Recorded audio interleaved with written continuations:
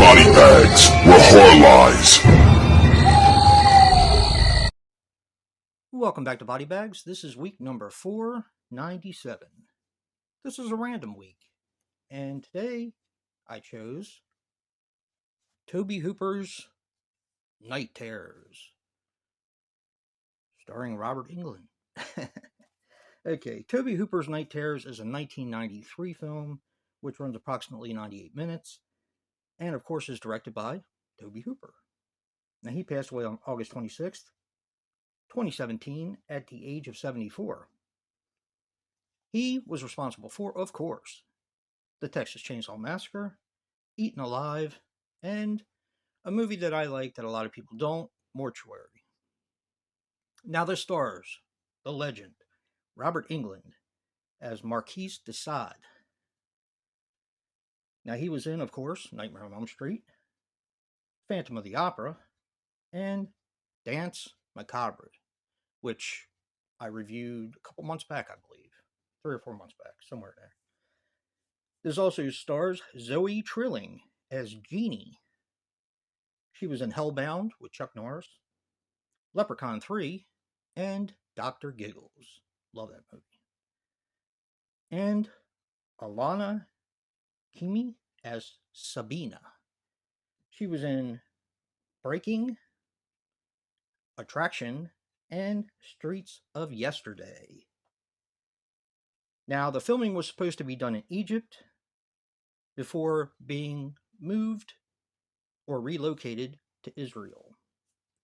And there was another director attached, but when he found out that they were going to be showing Marquis de Sade in the 1800s, he turned the movie down. I guess it's personal reasons, or I don't know. So, a little lowdown. I am actually doing 2 Tobe Hooper movies this month, by accident totally, kind of. And I wanted to do this one because this is one that's lost on VHS, and I was actually fortunate enough to find this VHS at my friend's store, who also owns the flea market that I talk about quite often. But he had this, and I picked it up. Now, I haven't heard very good things about this, and I actually thought this was an anthology. However, it is not. This is an interesting story, and I think Tobe Hooper moved towards other lands and tried to find other ways to terrify us than he already has. Night Terrors being one of, I think it was supposed to take place in Egypt. And also, Jinn was one of his last movies that I have seen. It's been a while. I don't remember much about it. It was okay.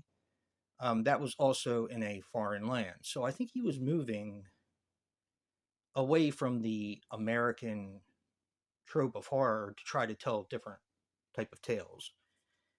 And I think you have to keep that in mind when you watch this.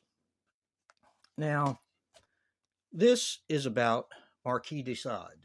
Now, he's being tortured in the beginning, and he is showing how he writes this book that becomes a Bible to this cult led by one of his descendants, also played by Robert Englund. Robert Englund plays Marquis de Sade. He also plays the descendant years later.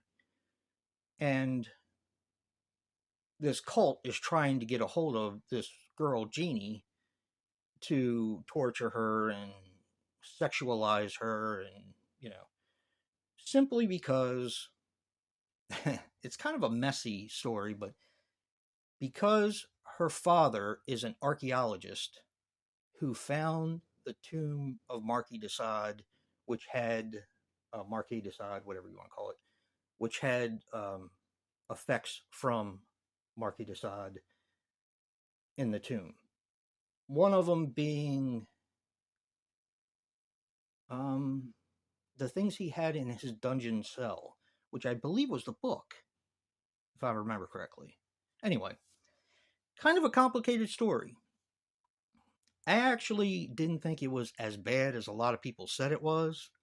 It was a little messy in spots, but overall, it had some pretty interesting effects. There were, of course, a lot of sex in this film and a lot of snakes. And I'm not talking about the sexual snakes, although there's some kind of sexual situations involving snakes, but that's not really what I'm talking about.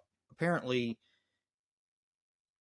they have visions of snakes being involved in sexual situations. It's a very, very different sort of movie from Tobe Hooper. But not if you've seen his last film, which was Gin. Now, um, do I think it's worth a watch? Sure. Is it something that I'm likely to be returning to? Probably not.